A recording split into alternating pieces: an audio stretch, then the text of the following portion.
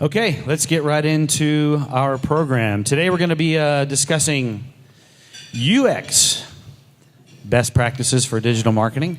We have an illustrious panel of some lovely people who have decided to share their afternoon with us and share some of their insights with you. Without further ado, I'm going to turn it over to Brian Sullivan, who's with Sabre, who's going to act as our moderator today. And I'll let you take it from here and introduce our panelists or have them introduce themselves. Thanks, Troy. Hey, real quick question to those in the audience. Who's excited to be here? That is awesome. They couldn't hear you across the street. Who's excited to be here? Great. All right. So, panelists, are you ready? Are your microphones on? Yes, sir. All right. So, Yep. My name is Hello. Brian Sullivan. I am the Director of Design Strategy at Sabre. I also teach at SMU, and I have a conference called the Big Design Conference that I'll talk about a little bit later. Enough about me. I'm going to start with Elaine. Tell us a little bit about yourself, what you're doing, and then pass it off to the next panelist, please. Go, Elaine. Sure will. Hi, everybody. My name is Elaine Torres, and I am a senior UX designer at 7-Eleven here in town. And I come from a long line of wonderful UX teachers. I was actually a student of Brian's at the SMU campus a year or so ago. And sure, absolutely. I have a voice, and I'm not afraid to use it. So if you can't hear me back there, just let me know. Go like this. I can't hear you, lady. So I will gladly speak up for you. I was a student of Brian's at the SMU Cape Center and took his user experience design course and learned so much. It's a very valuable thing. And that's what I'm doing now at 7-Eleven. I'm creating these valuable experiences for people within our 7 Rewards program. Hey guys, my name is Anne Grundhofer, and I'm an experience architect at Project 202. Hi, everyone. My name is Sam Jabeli Javan. I have a bit of a correction on the title there. I recently, and I think it's because my LinkedIn was my old one when they pulled this, I used to be in the city technology group. I recently moved over to the business side. I'm now VP of Intelligent Automation and Emerging Technology for the City Retail Services Group. And that means what we look at really in our area is how do we get customers to be more digitally self-serviced. And the things I cover in my portfolio is everything from interactions with chatbots to the smart speaker space, and digital assistants like Siri and Google and so on. And the aim is to get those customers to adopt and then stay in, which we call the term contain, to be contained within the digital self-service route. And then obviously with those experiences, there's more ways to personalize, target, provide meaningful marketing offers to them in a timely way, in an omni-channel manner as well. So don't think about just websites, but SMS, Alexa, chat, in the future maybe things like Facebook and so on. But we're a bank, so we have to be careful about, where we conduct our business with them due to the sensitive information that they share. So that's really my bit. Okay, great. One of the things that I want to do is talk about brand experiences, and just to let the audience know, we have a list of questions that we've prepared. We're going to take your questions at the end. So panelists, are you ready? Yes. I'm going to ask you a question that's not on the list. Ooh. Okay? And I'm going to start with Elaine because she was in my class. God, he's so good at this. All right, so we're going to talk about brand experiences, right? So user experience design can help with brand experiences. And Elaine, I want you to talk about maybe a really cool brand experience or two that you've done, and then if Sam or Ann, you want to chime in, that would be good. Take it away, Elaine.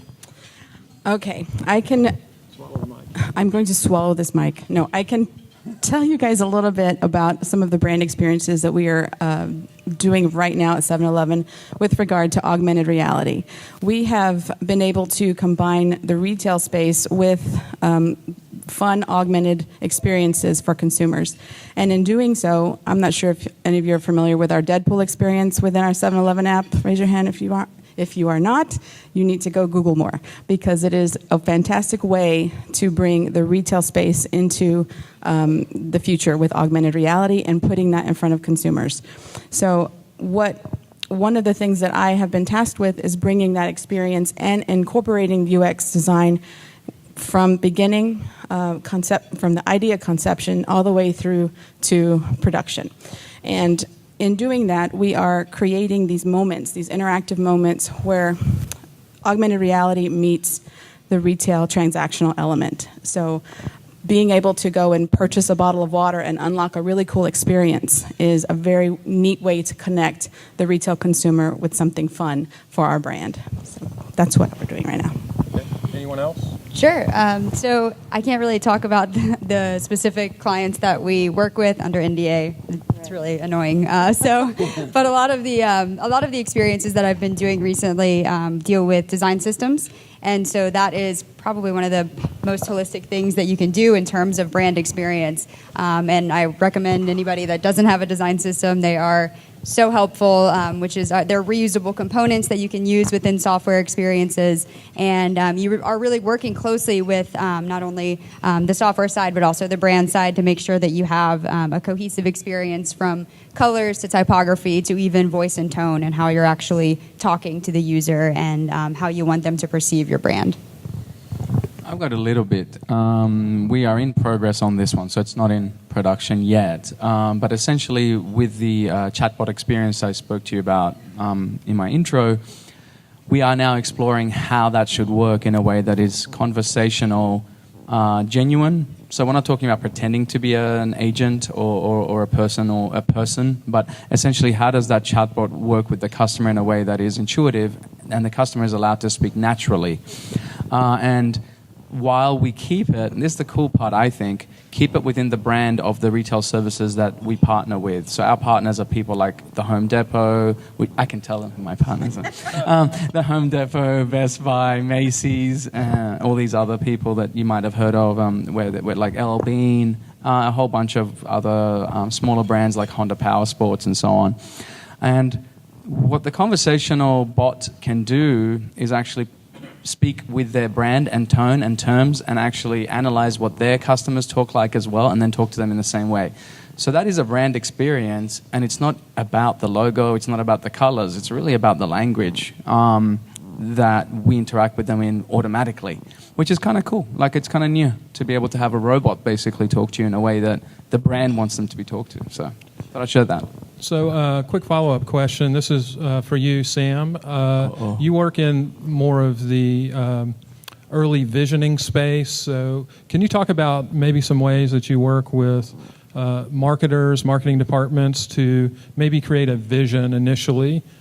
Yeah, marketing is definitely part of the construction of the strategy, and we bring them in when we feel like, okay, there was a core mission we had to meet, which was how does this, basically break down expenses, make things more digital for customers. And then we also then figure out, okay, well, here are the customer journeys and flows. Basically, how does the customer interact with our brand to be serviced? Where are the natural points in that to bring the marketing in a meaningful way? What we don't want to do is, and we are moving away from this, I feel, is not to just bombard them with lots of banners of, take this, do this. As cool as that could be, if it's a relevant offer, it should feel special and unique to that customer. So we're looking at, okay, for this sort of transaction type, for that kind of channel, for this kind of customer, using their personas, what sort of particular brand and customer relevant offers should be offered to them, and in what format should they come? So I think, Good. Yeah, I'd like to say something to that if I could. Yes, ma'am. Go ahead. Please. Go ahead. One of the things that is very important there is the cadence. When we first came into 7-Eleven as a UX team, we were realizing that we were bombarding our customers and our consumers with messaging constantly, constant, to the point where they were just swiping and ignoring and turning off those notifications altogether. So we went out and we talked to consumers, we talked to these people, and we really started to discover a pattern of this happening. And so in step with your comments, yes, we are trying to manage our messaging a little bit better so that we are able to kind of make those moments of interaction more meaningful. We're not just pushing out a banner. We're not just putting things up in the store. We're actually trying to listen to our consumers and provide them the information that they need in the most effective way. So the next question, again, it's back to you, Elaine. It's the power of research, right? So being able to, wear somebody else's shoes, but I think before you can do that, you have to take your own shoes off. Prior to coming up on stage, Elaine was sharing with me her story about a program that 7-Eleven has where you got to go do an in-store experience. Would you share that with the audience, please? Sure, absolutely. I would love to. It's called an ISE, or an in-store experience, and 7-Eleven mandates that every employee of 7-Eleven has you go and work as an associate in a 7-Eleven for at least 2 to 6 weeks. It depends on your organization. It's important, and I highly recommend this to any large organization. Make your people go out there. Make your bosses, and this is not just like the ground level people. It's everybody from the CEO to, the person that is working the front desk. They have done this and gone to work in one of the stores. It helps you develop empathy for the people that you are working with and the people that are trying to push your messaging out or trying to sell the product that you guys are creating. So it's important to have that knowledge and that insight of knowing there's only 2 people in the store when there's a line of 30, but there's 2 other people in the back that are trying to fill out paperwork, and they could be helping customers. So these are touch points that we discovered. How can we streamline that back office process so that they are providing the best customer experience in store? So it's those little micro moments that you can, and those research moments that you can go in and actually observe and do that ethnographic research to understand who is, where those touch points are that you can make things, where you can make things better. Can I add something to that? Sure. Okay, cool. So one of the things we're doing is exactly that as well. Obviously, we don't own the stores of those partners that I mentioned, like Home Depot and so on, but one of the key tenets of my team is to empower the store associate and the agent to get the customer into a digital self-service mindset. The way most customers come into CRS or retail services and the brand and their credit line is at the store. So the store rep will offer them that and say, okay, great, would you like this? The customer says yes. This is meant to be a relatively seamless experience, and it should be quick for the store rep as well. To your point about servicing the customers quickly, you don't want an onerous process put onto the shoulders of the store rep in a way that they can't handle, right?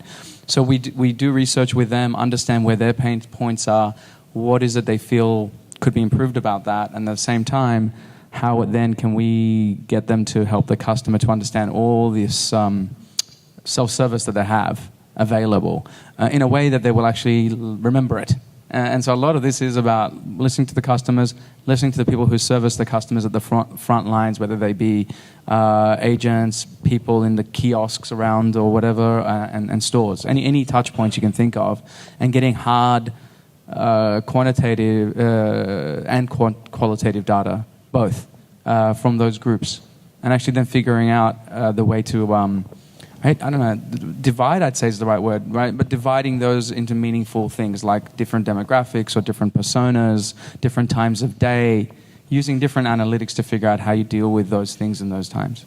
Yeah, and I think that the qualitative research is, while that's important, it's the quantitative research that's really going to tell you the why. You'll be able to say, okay, this person, they're dropping off here or they're not clicking on here. But it's really the why that's going to give you the data in order to make those changes. Why aren't they clicking here? Why are they dropping off here? And that's where this research really comes into play, where you have to actually, put yourself in the user's shoes and have empathy and be able to observe them in their context. Are they on the train? Are they, just hanging out at home? Where exactly are they using the product, so that we can figure out why these kind of quantitative metrics are happening. So, Anne, I want to follow up on that. So I know at Project 202 you guys do a lot of workshops with clients, and when you do client workshops, I want to know if you could have like a couple of tips and tricks for the folks in the audience on what are ways to collaborate more effectively, identify pain points, technical gaps, metrics, things of that nature. What are some tips and tricks you'd give the audience? Sure, yeah. So we do a lot of storyboarding and journey mapping actually with the client initially to kind of get the current journey map as to what they think the journey map is. You know, what is coming from the client, what is coming from the business, what they actually think it is, and then the current and what they want it to be. And then we'll actually go out into the field and actually kind of what we call reveal reality. And that is where we will kind of say, okay, this is what you think it is, and this is what it actually is. And these are all of the opportunities to kind of really expand on those pain points and figure out how to make the customer experience as seamless as possible. So actually kind of that's kind of one of those eye-opening things where they're like, oh, wow, I had no idea that, you know, they were actually using something that we designed in a completely different way than we intended. So really putting that in front of them and saying this is what you thought and this is what kind of reality is so eye-opening for them, and it's definitely leverage that we're able to use to say, now these are the changes that we need to make and the budget that needs to be allocated towards making those changes. Then I want to also just ask anyone on the panel, what are some really fast, scrappy ways that you can do research, some guerrilla methods that anybody in the audience might use? Sure. I have if you are creating a product, a digital product, right? If you have an app that you're trying to sell or use or get insights on very quickly, one of the things that we have done is use usertesting.com, and it's literally takes 15, 20 minutes for someone to come on, maybe multiple people at a time, to give you actionable insights. You can learn how a user is using. It allows them to have their product in front of you. You create a series of questions, and they are able to go through the motions of those questions to try to achieve whatever it is you're wanting them to achieve. If they cannot, then that's a pain point, and you'll hear that in the responses that they're giving you. So it's a quick and easy way to gain some really good insight into whether or not your product is actually working. Anyone else? Yeah, definitely. I think that also just doing guerrilla validation in person with people is also very, very valuable. If you don't want to go through like a long recruiting process and you have kind of a set of users that you know of, offering money always helps to say, here's, a gift card to this. Just if you could just spend, 30 minutes to an hour with me, you'll end up, getting a $20 Starbucks gift card or something, or offer free product services. So I've got a funny one. It's not really, I don't know, I wouldn't call it guerrilla, but it's actually very straightforward. You can't be shy about it. That's the key thing. It's like when we were talking about those store reps I mentioned to you earlier, we didn't come up with anything fancy or go to all the seniors in our partner management group and go through the hierarchy and set up a 3-month survey process or anything. Literally walked into stores. And, I was kind of fortunate, and I don't think this is necessarily going to happen with every group here, but if you have people who are geographically separate, take advantage of that. Anyone who works from home, from another state or even country, you ask them to do comparative testing or questionnaires with other stores as well that are competitors, that are peers, whatever. And you'd be surprised at how many store reps and customers will talk to you if you just ask nicely and casually. No, don't make it formal, don't take a clipboard in or anything like that, but basically just ask. And people will have a back and forth with you. And a few of our guys did that, and they got a lot of cool insights out of that, which I think it's kind of cool if you're not shy, I guess. And you can even do that with paper prototypes. You don't have to have an Envision prototype set up that looks nice and all your transitions are there. If you even just have paper prototypes that are they just are a representation of the concept and kind of go from sheet to sheet, you can also get some good insights there as well. So, sorry, Elaine, cut you off. I was just going to say something. That really works, walking into a store. I went to my local 7-Eleven shortly after I got hired there, and the gentleman, we've been there for years, right? So I walk up, and I'm like, hey, have you checked out our new app? How are consumers, liking it? And he was like, the app no good. I mean, I was crushed. But it was an insight that I needed. Sometimes we stand behind these pretty things, and we're like, it's the best, it's awesome, people are going to love it. But then you start talking to people out in the field, and then you go in and you're having these conversations, and then you realize, well, maybe it's not so great. Now I need to find out why it's not so great, and I need to ask those tough questions, and I need to get those answers so that I can make it better. And so that's part of the whole reason behind UX. We exist to ask questions. So, panelists, I'm going to play a little game with you guys called Victim Volunteer. So I will ask one of you a question, and then you get to choose the panelist that gets to answer it. All right, Sam. Okay, you ready? Okay. So the question that I wanted to ask is, what are ways that marketers can partner with designers, not in the upfront stage, but during implementation? Elaine, choose your victim.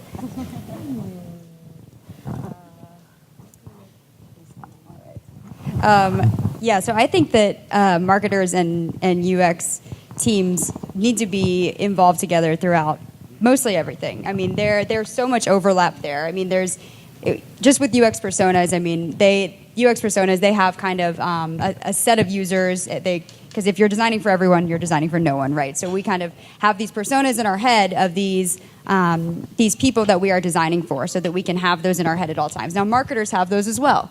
So they might have some overlap and they might not. For example, marketing personas might be, let's say, for example, if you have a child's product, you're marketing to the parents, but the actual user experience is going to be with the children, right? So those do need to overlap a little bit in some way, and you need to be able to be designing for both. So in order to kind of do that, the marketers and the UX team need to make sure that their user personas are overlapping and that they're having the same goals and motivations and needs, and they're taking their users into account at all times. So I definitely think throughout the whole process that they need to be kind of intertwined, whether that's just kind of random touch points or just making sure that everything is kind of going through the same funnel so that they can have a cohesive user experience overall. Anne, you ready? Yeah. You get to choose the next victim. Here's the question. The question is, all right, we've talked about what happens at the front. We've talked about maybe how to implement during. What about optimizing after a release? Who gets to answer that question? I think it's a great question. Thanks for volunteering. And I think it is a repeatable cycle. So essentially, we talked about this earlier when we were talking between ourselves, is the build, test, learn cycle, and to never end. Essentially, just because something's released, it doesn't mean the insights are over or now you work on the next thing. It should be viewed as a journey with roadmaps and incremental changes that you deploy gradually to then measure and see the effectiveness of. So, for example, you might come up with a particular use case that you thought would be a relatively straightforward one that most of you understood well enough, you had good market research for and customer research for, and you put out that one in the first release. And your second release might be something a bit more nuanced. But before you do that, you don't just put that other one out as if you didn't do the previous one. The previous one should be your template for the next one. And you should look at that not as the old school, and I don't know, if any of you have experienced this term, but you have these post-mortems in project reviews where everyone gets together and pats themselves on the back or says everything went well or whatever. You don't do that anymore. It's like you're the same team, you did that release, the next release might be in 3 months, 1 month, 1 week, depending on what you're doing. And essentially, you look at all the analytics that you gained from the previous one. Again, both as much as you can get as far as the qualitative and quantitative ones, and then figure out what went well with the last thing, what didn't go well. If you can do the guerrilla stuff we spoke about, if there's time, that might make sense. You might have released something and you feel like you could ask people in the demographics you were targeting, did it make sense to them? Then figure out for the next one, what do you need to fine-tune, and what you're going to fix in the previous one as well. And then release the new one and fine-tune the previous one at the same time, and then keep tracking that. And then what you're really doing is you're exponentially improving what you're doing. And by the time you are done with the full roadmap, you're going to be in a very, very solid place where you've done multiple releases, improved every time, refined your metrics every time, and figured out what's a realistic thing to measure for effectiveness. And then when the next project comes along, you're going to be a lot stronger as a group, as a team, as a company, which I think is the really important part of this. Right, yeah. It feeds, the back end ends up feeding the front end for strategy. Anne, were you going to say something? Yeah, I was just going to say that it's one of those team efforts where you don't have the siloed marketing team or the siloed UX team. If something goes wrong and a campaign just completely fails, it's not the marketing team's fault. It's everybody's fault, and everybody needs to kind of take responsibility and figure out why. Why was it the copy? Sure, maybe the button wasn't apparent enough, or maybe you used people's names and they don't really like that. It's a little invasive. So you need to figure out the why, but all in all, it's a team effort, and it's both teams' responsibility to kind of figure out the why and fix it for next time. Next question, and again, the game we're going to play is you buzz in, right? All right, so one person, the first person to buzz in. All right, you ready? All right, we talked a lot about product strategy. Who has a really cool service design story? Go. Oh, did Elaine buzz in? Go, Elaine. Come on, Elaine. Dang we it. talked about it at lunch, right? The service design story. The whole service design story? Yeah. Refresh my memory. You actually did a site visit down at Gillies just recently, right? Yes. Okay, so we are going to be part of Big Design this year. We are a sponsor, a gold sponsor. And so part of that entire process means that I got to volunteer for 7-Eleven because I know someone Voluntasked. And so to head, exactly, voluntold, there you go, to head this process. And so I had to sit down and really think about how I was going to approach this, because it's a pretty big deal when you have this, billion-dollar company depending on you to be a representative for them in this local, sphere. So I had to sit down and with my boss, because he was voluntold by me that he needed to help me do this. And we are now in the process of trying to create this little, this flow, you could say, and of our end-to-end experience of how we want to interact with the people that are coming to our booth and the people that we're going to be interacting with.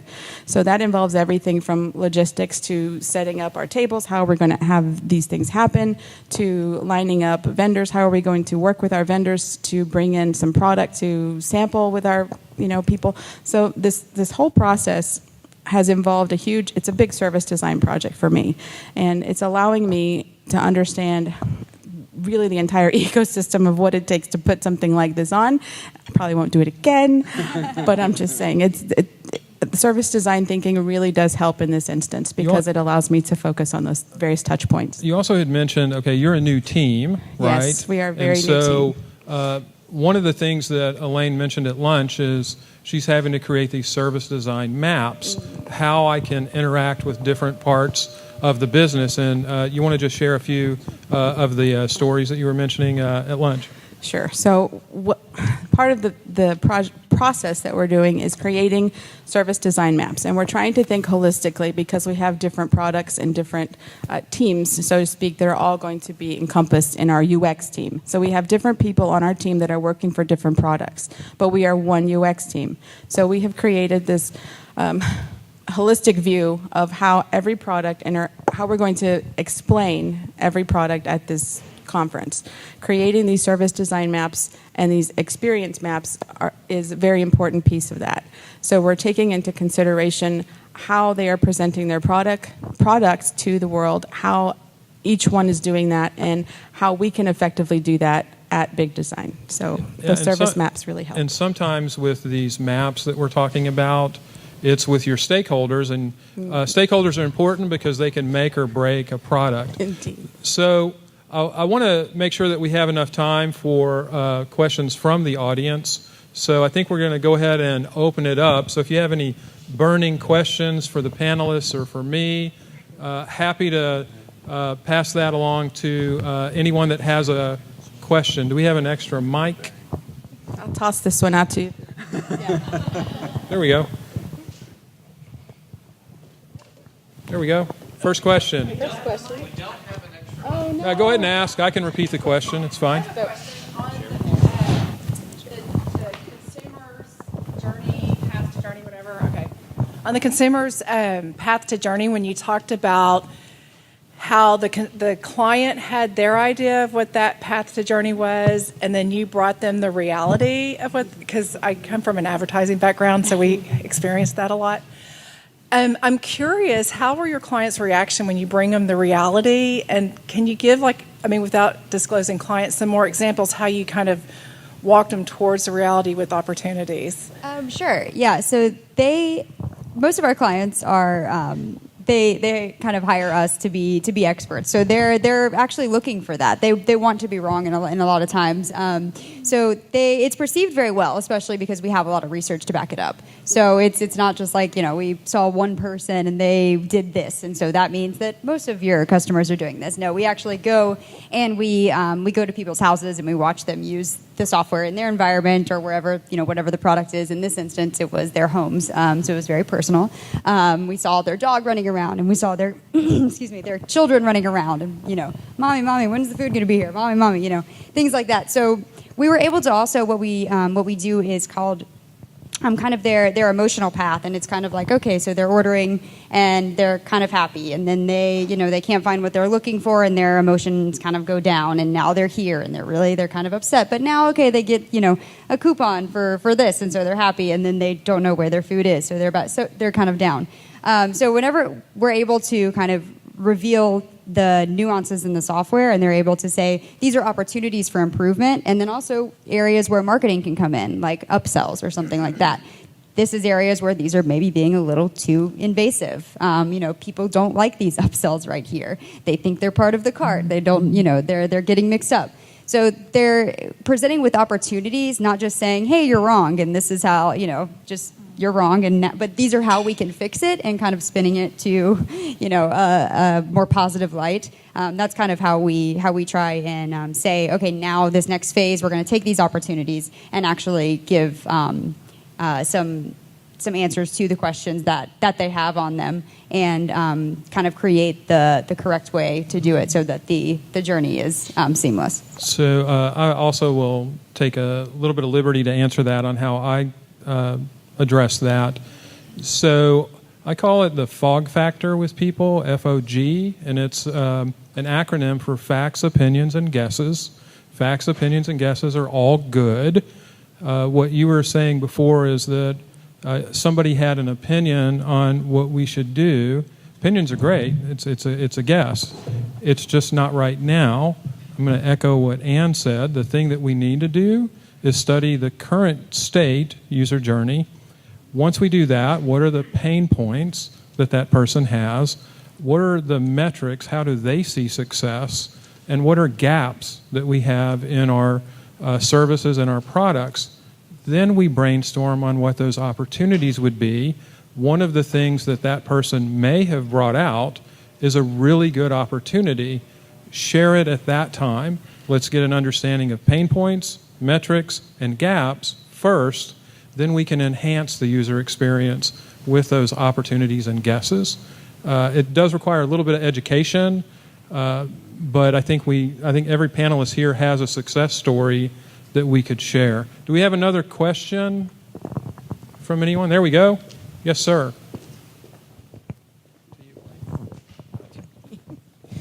Thank you. Yeah, so a question about this concept of brand voice. So I was actually talking with a client this morning about, the idea of a brand voice on a piece of paper versus brand voice that's actually being communicated through a bot or a virtual assistant or something like that. So assuming, a brand voice is a Slurpee, for instance, right? It's hip, it's cool, culturally aware. If you then have to kind of take that idea and program that into an automated, bot, how does that work? And if you think about, like, for instance, a brand like Wendy's, right? Wendy's brand on social took off because there was a human that kind of understood that brand personality and could see that Arby's was doing something or McDonald's was doing something, and they could react instantly. So I don't think brands are going to start automating social, but as they start working with more virtual assistants and you say, hey, the brand personality is authoritative or quirky or snarky, how do you start thinking about programming automated assistants to kind of start thinking about that? Yeah, that's a great question. And you have to really break down language itself. And I'm on the learning curve. I got into the routing bot February this year. But there's a lot of things that I've picked up that I'm still learning. And one of those things is terms like disambiguation, ontology, products and services, and the terms used by customers and the terms used by us and the partner. So there's actually three of us here. There's three groups. There's the way the bank talks, Citibank, the way the partner talks, the Home Depot, for example, and then where the customer talks to the Home Depot. And what we have to do is break down the constructs of how they're actually speaking, the customers. And for example, we've started actually looking at it first by the savviness, the digital savviness of those customers and how they want to solve their problems. Because that's what we're trying to do. Our agent, our virtual agent, our chatbots, its goal is to understand what the customer wants and then direct them to the right thing. In other words, if you break it down, that can apply for marketing, that could apply for servicing, sales, everything. And so you really have to start analyzing the conversations that customers have en masse. And that is really tricky. And a lot of it right now is not magical, it's brute force. It's really breaking down conversations, making the sentences and the terminologies they use clean. Because, they might call up and say they want to make a payment. Shockingly, there's a lot of customers who don't make a payment just online. They'll call up and they want to talk to an agent to do it. So they'll say things like, well, I just got my statement. This is the first one I've got. And it would be really good if I could figure out how the payment works for this. Right? They never say, I'd like to make a payment. And so when they speak like that, and again, that customer is a less savvy customer, probably not one from Home Depot. That would be more maybe one from another company which has maybe older clients who like to get paper statements or whatever. So they're going to say things in a certain way.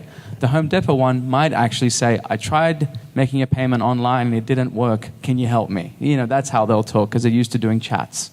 And so you've got totally different people asking in different ways for the same thing. And we have to analyze that and then respond to them in kind. Mm-hmm. So the Home Depot one, maybe you'll say something to them like, I can show you how to make a payment and I can direct you to where you can do it next time. Would you like me to show you?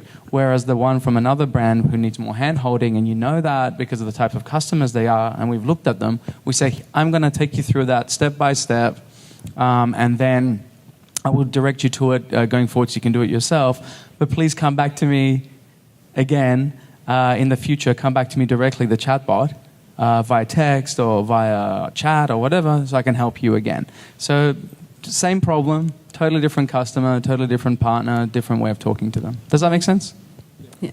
And in our case, in the retail space for 7-Eleven, what we are doing is we are interacting with our Facebook users through chat bots. And when they come to us with those questions, those concerns, those fun conversations, we are replying in kind with emojis. So emojis or fun stickers or things of that nature. So that's kind of our brand voice. We are fun, we are exciting, we are trying to communicate with the people that are trying to communicate with us. So it's in that understanding, in trying to relay that messaging properly, and that's what we're trying to do through our chatbot. I think one thing too to be just mindful of in certain instances is there's kind of that like the opposite. This is your banking. You want to be serious, and then it's like 7-Eleven. You're responding with emojis and being fun, and there is though that as you grow and as you really have to cross culturally, some of those emojis might not be appropriate for certain users, and they will find certain things offensive, and a lot of people try to inject humor when something is they can't find the answer or something, and that might be very offensive if someone is asking about their sensitive information. So I think it's about finding that balance, which is really difficult whenever you try to think about your users as it grows. So I think that's just something to be aware of as you try to be playful a little bit. Real quick poll of the audience. Okay, I need a show of hands. Who has used MailChimp? Okay, keep your hands up. Who has sent an email to a prospect, to a potential customer, to an existing customer? Everyone should have their hands up. All right. So here is something that MailChimp does as part of sending out an email campaign. At the very last step, it is so stressful because you're about to do a blast to God knows how many people, right? It is scary, right? Part of their brand voice is to do a high five. Give the person next to you a high five right now. Go ahead and do it. And give the next person, right? Doesn't that feel good to just give yourself a little high five? You've done something really stressful. And that actually, we talked, the first question that I had for the audience is, how can design impact the brand experience? It is through tone of voice. It is through an interaction like a high five or an emoji or the language that Sam was talking about before. I really think language is very powerful. Do we have time for more questions? Yeah, we've got one back here. All right. Hi, thanks. Matt Thornton. And first, Executive Luncheon's been fantastic. Thank you so much. Really appreciate it. Tactical question for you. Oh, thanks. Appreciate it. Just had to show up and I got an applause. I'm going to come back. Just kind of a more tactical question. I've heard the recent that DFW area, specifically around IT, is less than 1% unemployment. Are you guys struggling to find quality UX designers? If so, can you share the gold mine of resumes and sources for those people with the rest of us? Thank you. Yeah, so we are actively trying to hire UX designers, and I think that at least there is kind of like a wall where you hit where the talent is just coming in or very new or mid-level. So it's very tough to find the senior designers that have had a ton of experience, especially I think one of the things in our industry that's pretty difficult is that our titles are so kind of messed up. So we have, are we UX designers? Are we architects? What are we calling ourselves? And a lot of people getting right out of school that are graphic designers, they kind of say, oh yeah, well I can also do UX. You're like, well, have you done? I don't know. So yeah, I think that it's kind of a struggle within DFW right now. So at least at Project 202, we're looking outside of DFW to hire sometimes, just to get that top quality talent. Since a lot of the ones that are available right now are either taken or just kind of at a lower level of experience. So for us, yes, we are looking. We are looking for a couple more people to join our team, mostly to the senior management level type of things. But the person to know is this guy right here. He has connections with pretty much everybody in the UX community here in the Dallas area and beyond, really, Austin, all the way down that I-35 corridor. So Brian Sullivan is your go-to guy if you are looking for more information on UX jobs, UX information in general. And, no, I'm just kidding. Really? And I'll take that $20 later, Brian. So a couple of places you could look. The meetup group that I run has over 3,000 members. User Experience Dallas meetup. Also, and we have monthly meetings.